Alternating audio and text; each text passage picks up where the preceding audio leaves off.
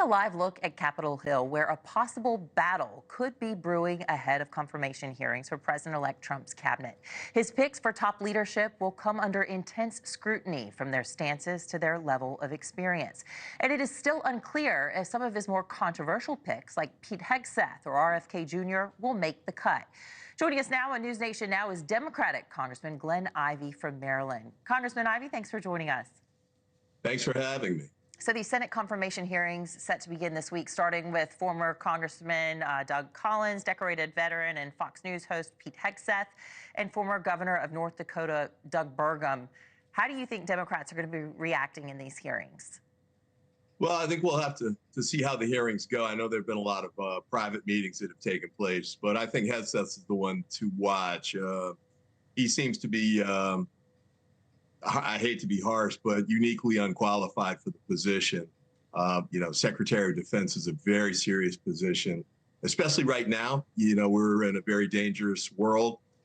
We need somebody who can hit the ground running, has experience of success of running organizations. And he doesn't have any of that. He's got some military experience, but not at the managerial or administrative level that you would need to run this multi-trillion-dollar agency. So I think he's going to be a deep problem, and I wouldn't be shocked if he's rejected by the Senate. How about the others? Well, the others, I think, are better positioned and I think have better experience. There are others. Marco Rubio, I think, will fly through. But you're going to have, the Hegseth Gates types of nominees that apparently weren't vetted. The things that popped up about Hegseth, for example, running 2 nonprofits into the ground. If he can't run a nonprofit of relatively small size, can he really be expected to run the Pentagon? I think they just didn't know those things at the time they put the nominations up. So the Senate's going to have to be extra careful because you don't get the usual vetting process for these kinds of nominees that they should have done. But he's going to have, I think most of them will go through, but I think there's a couple like that will not. Well, look, the president-elect, he says he's picked these folks for his cabinet positions because he's had a mandate from the American people. He's won all of the battleground states, and he needs them to get the job done. If we can, let's move on to what's going on in California.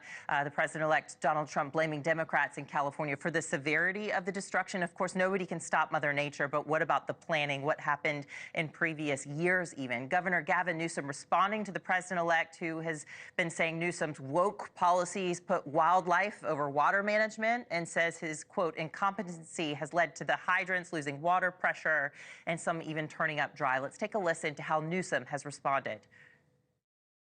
Well, I called for him to come out, take a look for himself. We want to do it in the spirit of an open hand, not a closed fist. He's the president-elect. I respect the office. We have a president of the United States that within 36 hours provided a major disaster declaration over a text. We had support from the president of the United States, Joe Biden, with 100% reimbursement, all the resources you could hope for or imagine, constant communication. I'd like to extend that to the president-elect. And, Trump's supporters would say it would be a distraction if he came. Perhaps, you have to deal with the struggles with airspace and all that when you have a president or a president-elect coming in town. Are you echoing what Newsom is saying, though? Do you believe he needs to be there? Well, first step is he's already become a distraction because he's attacking people who are working hard to try and fix the problem while it's still raging on. So it's hard for me to understand why he thought that attacking the governor or saying the things that he said, which of course are unfounded and there's no evidence to support them. Why he thinks that's going to be helpful is beyond me. But whether he goes out or not, I think it's important for people to make sure that in Congress, for example, we continue to rally behind, the people in California and Los Angeles in particular that need the assistance and provide it as it comes up. And President Biden's been great at that. When the hurricanes hit red states, he didn't go attacking governors and mayors or whatever. He got busy, making sure we had the federal relief efforts in place and making sure that the assets got there that were needed as quickly as possible. Yeah. Hopefully, President-elect Trump will do that too. Thanks for watching. Go to joinnn.com to find NewsNation on your screen. And don't forget to click the red subscribe button below to get more of NewsNation's fact-driven, unbiased coverage.